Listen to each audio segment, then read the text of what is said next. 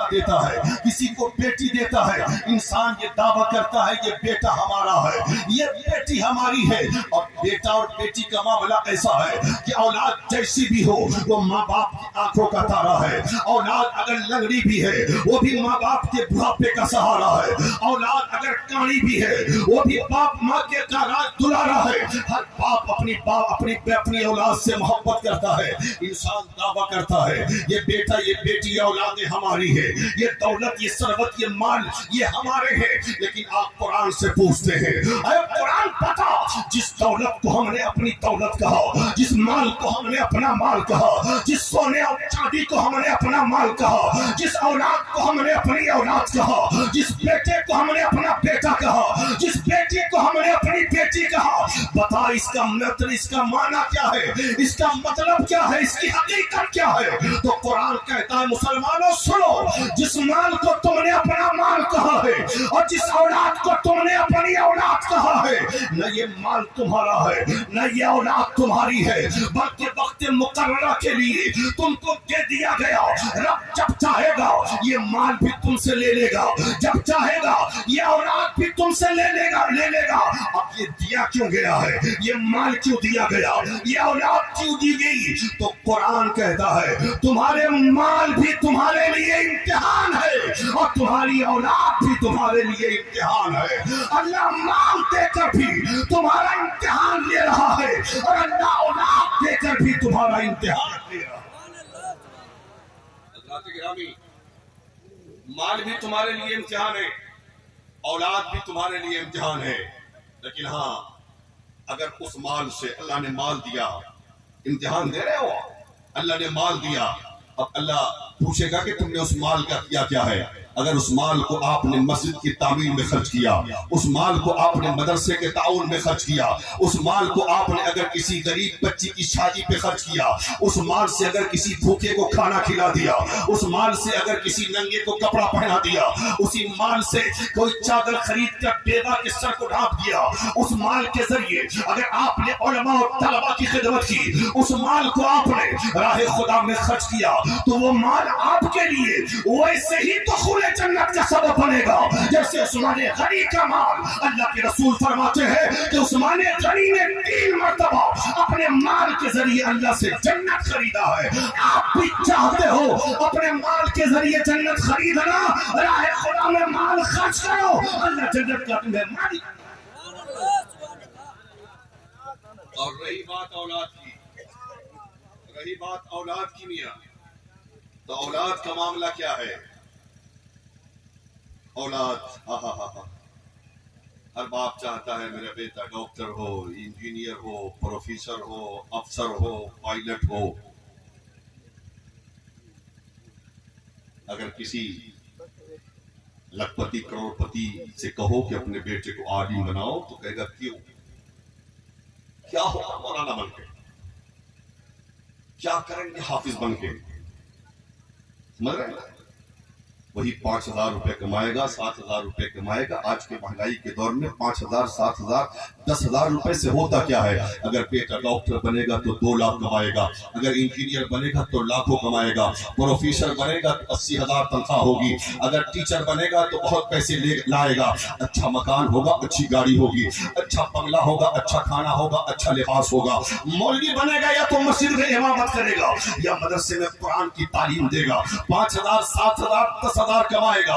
آج کے مہنگائی کے دور میں 5,000 10,000 7,000 سے ہوتا کیا ہے؟ مسلمانوں, میں یہ نہیں کہتا اپنے بچے کو ڈاکٹر نہیں بناؤ, اپنے بچے کو انجینئر مت بناؤ, اپنے بچے کو پروفیسر مت بناؤ. میں کہتا ہوں بناؤ اپنے بچے کو ڈاکٹر, بناؤ اپنے بچے کو انجینئر, بناؤ اپنے بچے کو پروفیسر, بناؤ اپنے بچے کو ماسٹر, بناؤ اپنے بچے کو اعلیٰ جج اور کلکٹر بناؤ. لیکن سب سے پہلے اپنے بچے کو دین سکھاؤ, دین کی تعلیم دو, قرآن کی تعلیم دو. بچے کو قرآن پڑھاؤ, اس لیے کہ ڈاکٹر بنا ہے پیسہ کمائے گا, دنیا میں آپ کا وہ پیسہ کام آئے گا. انجینئر بنا ہے پیسہ کما کے لا کے دے گا, دنیا میں کام آئے گا وہ پیسہ. پروفیسر بنا ہے پیسہ کما کے لا کے دے گا, दुनिया में वो अच्छे बंगले में रहोगे, अच्छी गाड़ियों में चलोगे, लेकिन सुबह मरने के बाद न वो डॉक्टर की डॉक्टरी काम आएगी, न इंजीनियर की इंजीनियरिंग काम आएगी, न प्रोफेसर की प्रोफेसरी काम आएगी, न मास्टर का टीचर होना काम आएगा, न ये बिल्डिंग, न पैसे, न माल, ये दौलत कुछ काम नहीं आएंगे। बल्कि अगर आपने अपने बच्चे को कुरान पढ़ाया और वो बच्चा आपकी कब्र पे खड़े होकर 3 मरतबा सूरह इखलास पढ़ के आपकी रूह को सवाब पहुंचा देगा, आपकी कब्र में अल्लाह मग़फ़िरत मार देगा, आपकी कब्र को जन्नत नुमा बना देगा।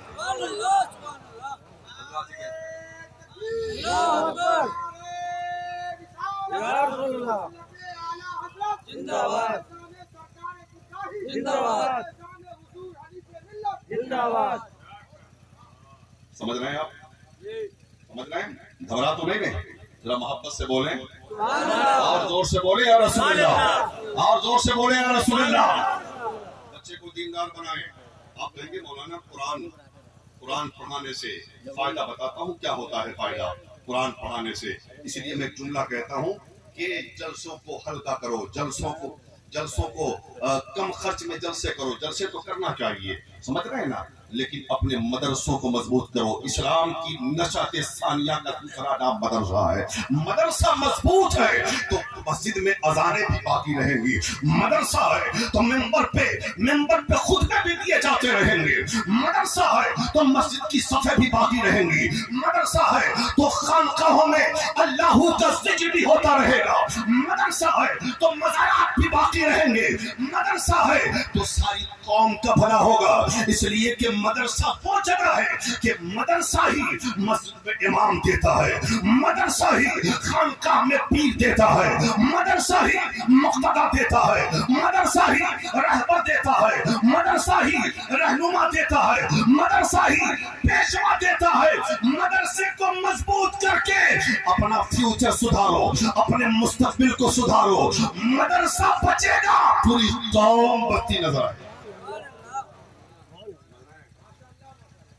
लेकिन आज लोगों ने मदरसे का मकसद कुछ और समझा, मदरसे का मकसद कुछ और समझ लिया। आज लोग समझते हैं मदरसा हुआ ना मेरे गांव में, मेरा बाप मरेगा तो कुरान खानी तो हो जाएगी ना, फातिहा। मदरसे का मकसद दावत, कुरान खानी, मिलाद, फातिहा नहीं। क़याम मदरसे का मकसद है कि कुरान की तालीम आम की जाए, मुस्तफा की हदीस कौम तक पहुंचाई जाए। यह है मदरसे का मकसद। अब है कुरान पढ़ाने का फायदा, क्या फायदा होगा आओ बताता हूँ मैं। एक बुजुर्ग सफर कर रहे थे, सफर करते करते एक गांव से गुजरे, गांव खत्म हुआ तो कब्रिस्तान आ गया। देखा कब्रिस्तान है, कब्रिस्तान के दरवाजे पे वो अल्लाह का वली खड़ा हो गया। होने के बाद उसने हाथ उठाया, 3 मरतबा सूरह इखलास पढ़ा, और इखलास पढ़ने के बाद उसने कब्र वालों के नाम इसाले सवाब कर दिया।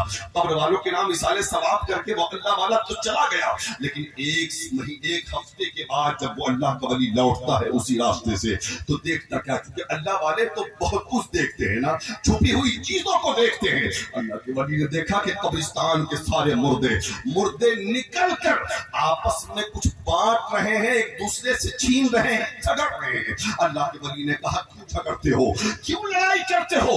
कब्र के मुर्दों ने कहा हुजूर लड़ नहीं रहे, आपस में तकसीम कर रहे हैं। कहा क्या तकसीम कर रहे हो? कहा हुजूर याद है 1 हफ्ता पहले आप इस रास्ते से गुजरे थे, 3 मरतबा सूरह इखलास पढ़ के आपने हमारी रूह को सवाब पहुंचा दिया था। अल्लाह ने 3 मरतबा सूरह इखलास पढ़ने का सवाब कितना अता फरमाया है कि 1 हफ्ते से हम तकसीम कर रहे हैं सवाब, लेकिन सवाब खत्म होने का नाम नहीं ले रहा है। अल्लाह 3 मरतबा सूरह इखलास पढ़ने का सवाब है। अच्छा ऐसी बात है, एक कब्र वाला आराम से अपनी कब्र में सो रहा है। हजरत ने पूछा कि बता वो क्यों सो रहा? वो नहीं आया। कहा 1 हफ्ते में हजरत 1 दिन भी सवाब लेने नहीं आया। कहा जाके पूछ वो क्यों नहीं आया है, क्यों नहीं आया, उसे सवाब की जरूरत नहीं है क्या?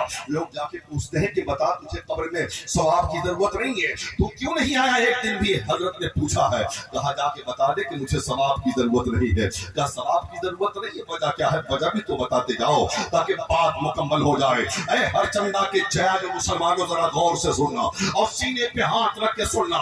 جس قرآن کو جزدان میں لپیٹ کر تم نے طاق کی زینت بنا دیا، وہ قرآن تمہاری زندگی کے لیے انمول ہے اور تمہارے مرنے کے بعد تمہاری قبر کے لیے بھی روشنی ہے۔ آؤ، اللہ کے ولی نے جب پوچھا ہے تو وہ قبر والا جواب دیتا ہے، حضور حضور مجھے نہیں چاہیے ثواب۔ کہا کیوں نہیں چاہیے بتا؟ تو لوگوں سے، اس قبر والوں سے انہوں نے کہا، جو مردہ جو نہیں آیا تھا وہ کہتا ہے، سنو میں قبر میں آنے سے پہلے میں نے قبر کی روشنی کا انتظام کر لیا تھا۔ کہا کیسے کر لیا تھا؟ کہا یاد ہے تم بھی دنیا میں تھے، میں بھی دنیا میں تھا۔ تم اپنے بچے کو ڈاکٹر بنا رہے تھے، تم اپنے بچے کو انجینئر بنا رہے تھے، تم اپنے بچے کو پروفیسر بنا رہے تھے، تم اپنے بچے کو اسکول میں پڑھا رہے تھے، تم اپنے بچے کو کالج میں پڑھا رہے تھے، تم اپنے بچے کو یونیورسٹی میں پڑھا رہے تھے۔ جس وقت تم اپنے بچے کو انگلش میڈیم اسکول میں پڑھا رہے تھے، جس وقت تم اپنے بچے کو ڈاکٹر انجینئر بنا رہے تھے، جس وقت تم اپنے بچے کو انگلش میڈیم اسکول کالج اور یونیورسٹی میں پڑھا رہے تھے، اسی وقت میں اپنے بچے کو گہلے کے فلاں مدرسے میں بیٹھا کر، چٹائی پہ بیٹھا کر رب کا قرآن پڑھا رہا تھا، مصطفیٰ کا قرآن پڑھا رہا تھا۔ تیرا بیٹا تو ڈاکٹر ہو گیا، تیرا بیٹا تو انجینئر ہو گیا، تیرا بیٹا تو پروفیسر ہو گیا، تیرا بیٹا تو افسر ہو گیا، تیرا بیٹا تو جج اور وکیل ہو گیا، لیکن سن، میرے مرنے سے پہلے میرا بیٹا حافظ قرآن ہو گیا، میرا بیٹا حافظ قرآن ہو گیا۔ اب سن لے، تیرے بیٹے کی ڈاکٹری قبر میں تیرے کام نہیں آ رہی ہے، تیرے بیٹے کا انجینئرنگ تیرے قبر میں کام نہیں آ رہی ہے، تیرے بیٹے کی پروفیسری کام نہیں آ رہی ہے، لیکن جب میں نے اپنے بیٹے کو حافظ قرآن بنایا تو سن، اسی شہر کے فلاں جگہ پر میرے بیٹے کا ایک ہوٹل ہے۔ میرے بیٹے کا ہوٹل ہے، وہ حافظ قرآن ہے، ہوٹل چلاتا۔ آج اگر مولانا تجارت کرنے لگے نا، دکان کر لے، بزنس کر لے، کپڑے کی، کتاب کی، تو یہ قوم بھوکتی بہت زیادہ ہے۔ مولوی کو کیا ہو گیا؟ اس کو مدرسے میں رہنا چاہیے، مسجد میں رہنا چاہیے، سمجھ رہے نا؟ اس کو دکان کرنے کی ضرورت کیا ہے؟ اس کو دکان چلانے کی ضرورت کیا ہے؟ ہاں، یہ سب طرح طرح کی باتیں لوگ کیا کرتے ہیں۔ میں اپنے علماء سے کہتا ہوں کہ اب چندہ لینے والا مت بنو، چندہ دینے والا بنو۔ اب سائیکل پہ چلنے کی ضرورت نہیں ہے، اب موٹر سائیکل نہیں، 4 چکے پہ چلو۔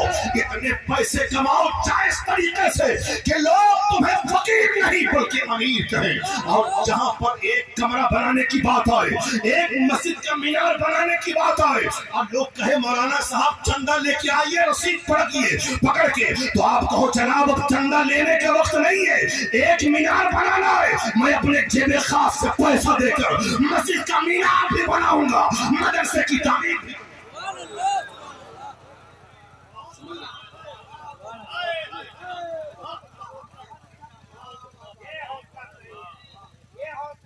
ہر عالم کو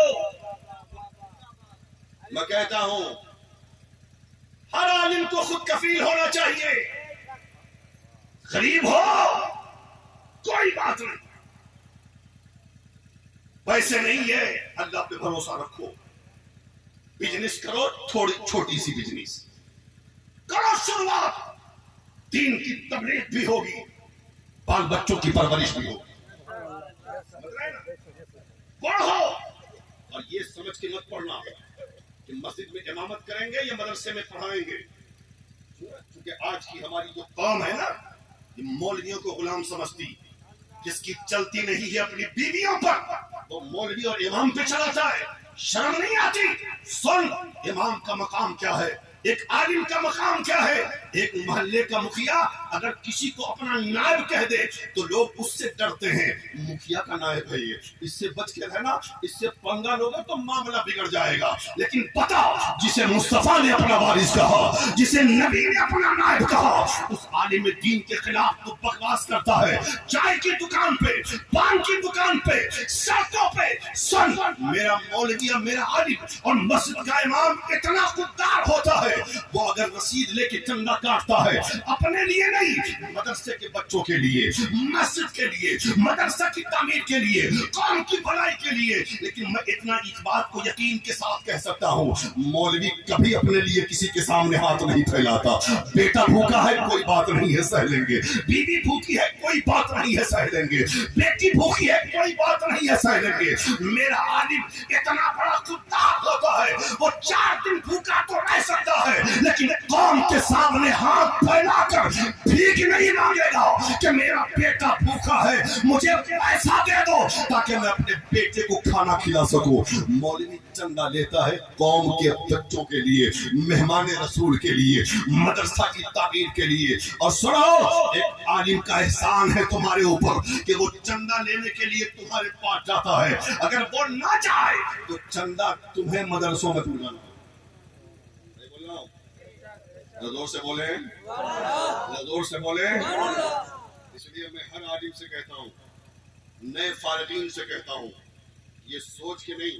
अब आप कहोगे मौलाना आप तो इतना गड़बड़ बात कर रहे हो कि जब सब आलिम, सब मौलाना, सब हाफिज बिजनेसमैन हो जाएगा, दुकानदार हो जाएगा, तो फिर मस्जिद में इमाम कौन बनेगा, मदरसे में हाफिज, मदरसे का मुदर्रिस कौन बनेगा, मदरसे में कुरान कौन पढ़ाएगा, हदीस कौन पढ़ाएगा, इमामत कौन कराएगा, नमाज कौन पढ़ाएगा?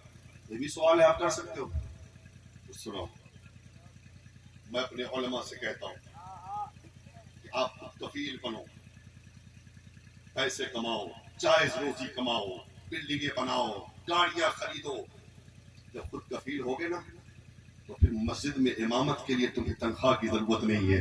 आप कहोगे अपनी कौम से, चलो अल्लाह ने मुझे बहुत अता किया है, मुझे इमामत की तनख्वाह नहीं चाहिए, नमाज तो पढ़नी है मुझे, मैं फ्री में अपनी मस्जिद में इमामत। बिजनेसमैन हो, 2 घंटा कुरान घर में पढ़ाऊंगा, पैसा नहीं। दिन की तबलीग भी होगी। सही बोल रहा हूँ? जोर से बोले, जोर से। खत्म भी हो रहा है, वापस से बोल दे। हाँ, तो मैं अब ये कर रहा था, उस कब्र वाले ने कहा ये मेरे बेटे ने हाफिजे, मैंने अपने बेटे को हाफिजे कुरान बनाया। अब सुनो, फला जगह शहर में मेरे बेटे का होटल है, वो होटल चलाता है, और होटल चलाता है तो इस तरीके से कि सुबह जब होटल खोलता है हलचल भाई, तो सुबह होटल खोलता है और काउंटर पे बैठता है तो साथ में कुरान भी खोलता है। इधर होटल का काम तो हो ही रहा है, वो कुरान की तिलावत करता है, और रात के सन्नाटे में जब वो होटल बंद करता है तो कुरान की मुकम्मल तिलावत खत्म करता है, और खत्म करने के बाद पूरा कुरान रोजाना मेरी रूह को भेज दिया करता है। अब बता, जिसका बेटा हाफिज़े कुरान हो और जिसका बेटा रोजाना अपने बाप के लिए पूरा कुरान पढ़ के उसकी रूह को सवाब पहुंचाता हो, उसे दूसरे की सवाब की जरूरत क्या है, उसे दूसरे के नेकी की जरूरत क्या है? इसलिए मुझे नहीं चाहिए। पता ये चला मुसलमानों, सब कुछ अपने बच्चे को पढ़ाओ, लेकिन सबसे पहले अपने बच्चे को कुरान पढ़ाओ, ताकि तुम्हारा बच्चा तुम्हारे लिए कब्र में आसानी का सामान पैदा करे। समझ रहे हैं ना? और एक बात